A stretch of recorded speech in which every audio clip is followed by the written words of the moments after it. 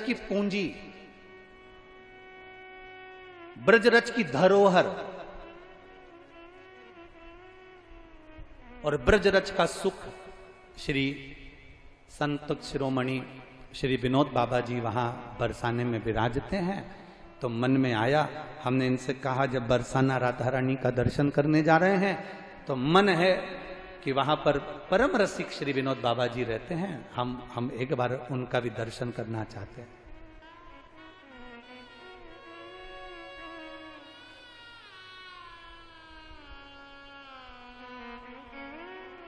जब पहुंचे राधा रानी का भी दर्शन हो गया, विनोद बाबा जी से भी मिलना हुआ, उनका दर्शन हुआ। तो वास्तवता लगती है।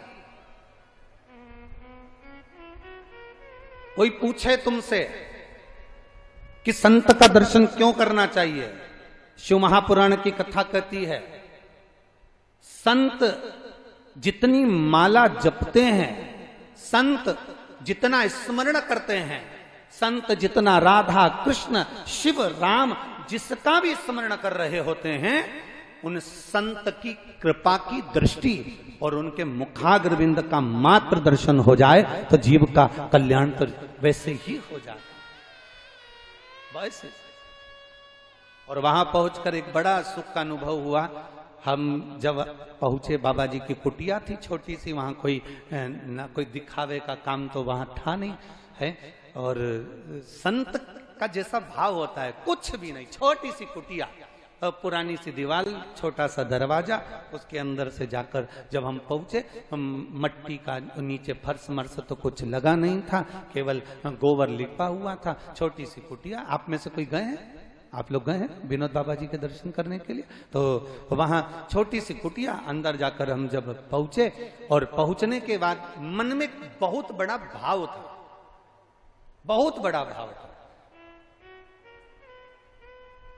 हमने सुना था कि जो बहुत भगवान की भक्ति में डूबे होते हैं, राम कृष्ण की भक्ति में डूबे होते हैं, जो राधा रानी की भक्ति में डूबे होते हैं, जो देवी जी की भक्ति में डूबे होते हैं, जो दत्त की भक्ति में डूबे होते हैं, जो भगवान की अविरल भक्ति में डूबे होते हैं, उनको वो भक्ति शंकर के द्वारा प्राप्त होती है। तो हमारे मन में था एक बार प्रश्न करा जाए बाबा जी से कि आप राधा जपते हैं, आप कृष्ण जपते हैं, राम जपते हैं, क्या कभी आपने शिव भक्ति का भी स्मरण किया है? पर हमें मालूम पड़ा था कि बाबा जी उस समय पर तो मौन रहते थे, उस समय मौन का समय था उनका, और मौन व्रती थे उस समय पर, रात्रि के समय पर उनका मौन व्रत छूटता, तो हमको आना था तो हमारी बात नहीं।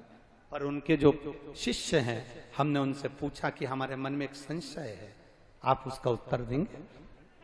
ये सौरभ जी के सामने की बात है, कमल जी के सामने की बात है, आप उसका उत्तर देंगे? उन्होंने कहा बोलिए महाराज जी।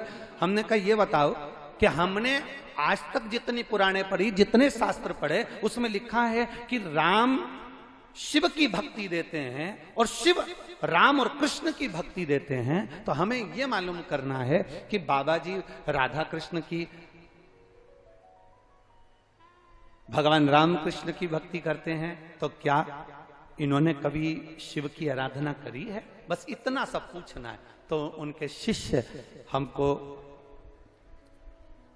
विनोद बाबा जी जिस परम पूज्य संत शिरोमणि जिस शिवलिंग का पूजन करते हैं, उस शिवलिंग के पास में ले गए और कहा महाराज जी, बाबा जी आज से नहीं, पूरे ब्रज के वनों में जहां जहां रहे, उस वन में उन्होंने जब तक शंकर को एक लोटा जल नहीं चढ़ा लिया, तब तक वो कुछ लेते ही नहीं, भगवत भजन में ही लीन रहे। प्रतिदिन का नियम है उनका, एक लोटा जल देवाधिदेव महादेव को समर्पित करना, प्रतिदिन का। और आपको कभी मौका मिले, आप कभी बरसाना जाएं और पूज्य गुरुदेव के कुटिया में जब आप प्रवेश करें, तो आप वहां जाकर उनके शिष्य से जरूर एक बार कहना कि जो बाबा जी जिस महादेव को एक लोटा जल चढ़ाते हैं, वो महादेव का दर्शन एक बार हमको भी जरूर कराओ। वो महादेव साधारण नहीं हो सकते जो राम और कृष्ण की अविरल भक्ति आपको प्रदान की, सहजता नहीं हो सकती। एक संत का भाव, संत का दर्शन जीवन का एक सुख है, जिनके मुख से दिन रात राम और कृष्ण का नाम निकलता हो, राधे राधे निकलता हो। तो शिव महापुराण की कथा कथी है। लोग कहते हैं गुरुजी ऐसा करने से ऐसा हो जाता है, हम कहते हैं कर कर देखिए, पत्र देखिए,